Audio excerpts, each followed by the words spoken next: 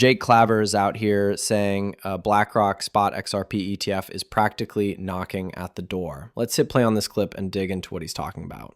But hold up, I keep seeing people getting tripped up on how money from these ETFs actually gets into spot XRP. What's the real deal? I'm spelling it out for you today. Been scrolling through the comments section, and yeah, it's obvious this concept isn't clicking for everyone just yet. Time to change that. Let's take a listen.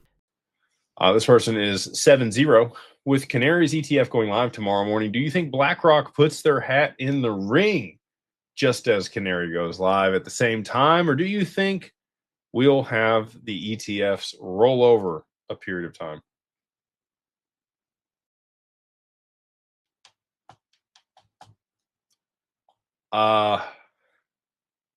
I'm just going to point to 2 years ago to the day that they filed that trust there in Delaware.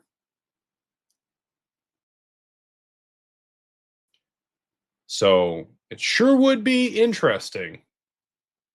We got Chris. All right, pause for a second. If Jake's a new name to you or you're wondering what his angle is, in November 2023, a document for an iShares XRP trust appeared on the Delaware Corporation Commission website, closely mirroring genuine filings from BlackRock and other crypto trusts like Bitcoin and Ethereum, apart from the changed asset name and date. The filing was not accompanied by an original SEC S1 registration or any corresponding listing or legal SEC channels, unlike actual BlackRock product launches. Bloomberg ETF analysts reported BlackRock insiders denied filing for an XRP trust at the time, although the Delaware trust registration remained public, leading some to speculate whether it was preliminary, a legal move, or a fraudulent submission. The Delaware officials later referred to the matter to prosecutors, suspecting that the XRP ETF filing was false or fraudulent. Jake probably already has this figured out. Or maybe today is just one of those days where everyone's winging it. I really can't say. Here's what I want to know from you. Which camp are you in? No, seriously. Was that filing total garbage, or is there actually meat on those bones? Is Jake sitting on information the rest of us aren't privy to? Beats me, honestly. That's a puzzle I'm throwing right in your lap. But what's catching my attention is this rising chorus of voices in the community saying BlackRock will not sit back and watch, that BlackRock XRP ETF is coming. XRP has a nice ring to it. So listen to this. The daily average for IBIT net inflows is not a single strategic figure, but also in recent performance shows significant average.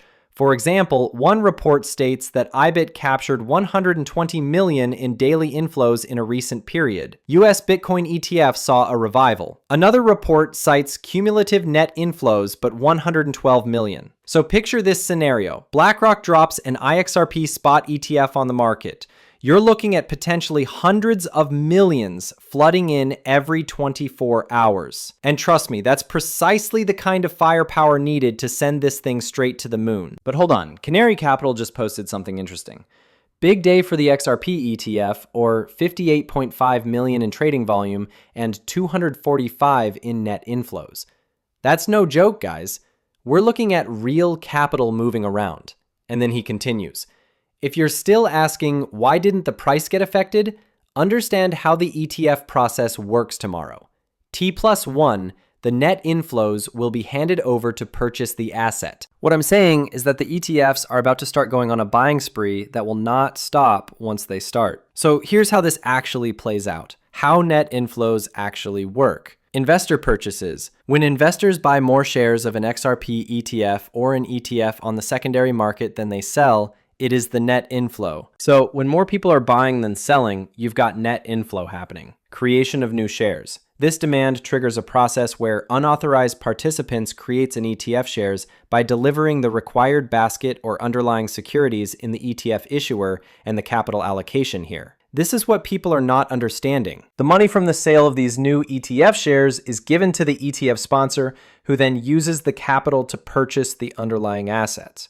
So we're looking at tomorrow as the day this ETF buying pressure actually materializes and they start scooping up the asset. Now, anything that trades on Friday gets pushed to Monday settlement. But here's what the end game really is. Transitioning these markets onto blockchain rails. No more market hours, just nonstop action, 24/7, 365.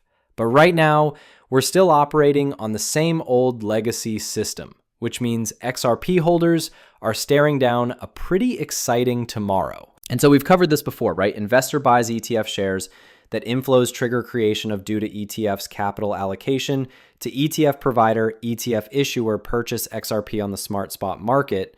With that capital, the ETF sponsor goes to major exchanges and OTC desk and buys the necessary amount of real XRP tokens. This buying is typically done with a short window, often T+1, so that the ETF remains fully backed by the asset impact on XRP in the spot market.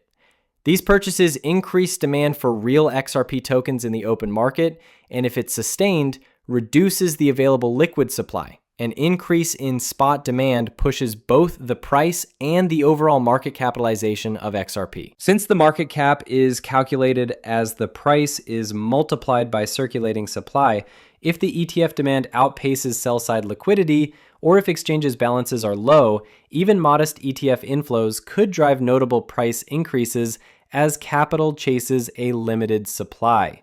So the real game changer is going to be how much XRP is still available on exchanges. Okay, think about this for a second. What if we actually exhaust the XRP that's out there? I'm telling you, there's a turning point ahead when the light bulb finally goes off and people recognize XRP's genuine utility, right when Ripple and their network of global allies pull the trigger. Imagine the moment hits and everyone's like, holy smokes, crypto isn't some sideshow. It's rewriting the entire financial playbook. Now picture another 100, 200, maybe 500 million fresh faces jumping in, all scrambling for Bitcoin, Ethereum, XRP, Solana. Except there's barely any left to grab. We're staring at markets rocketing from 4 trillion all the way to 100 trillion. Can you grasp what that supply crunch does to prices? I don't think enough people appreciate how massive this shift will be. Look, we've already watched 245 million flow in, and analysts are calling for ETF inflows between 5 and 10 billion heading our way. So Nate Gorosi just comes out and drops this absolute bombshell. Canary XRP ETF posts highest day one trading volume out of 900 ETFs launches. I mean, XRP literally just stomped everyone. Number one. The biggest opening day we've seen for any ETF this entire year. Now, all the big shots in the ETF world, Nate Gorosi included, they had no clue this was about to happen. But guess what? The XRP community, yeah, we called it. We've been screaming from the rooftops about this for months on this channel. Finally seeing the mainstream catch on feels pretty sweet, not gonna lie. Even Bill Morgan jumped in with props going, congratulations to Canary Capital on this achievement with XRP ETF. Love to see it. Bank XRP was over the moon about the whole thing too. They broke it down like this.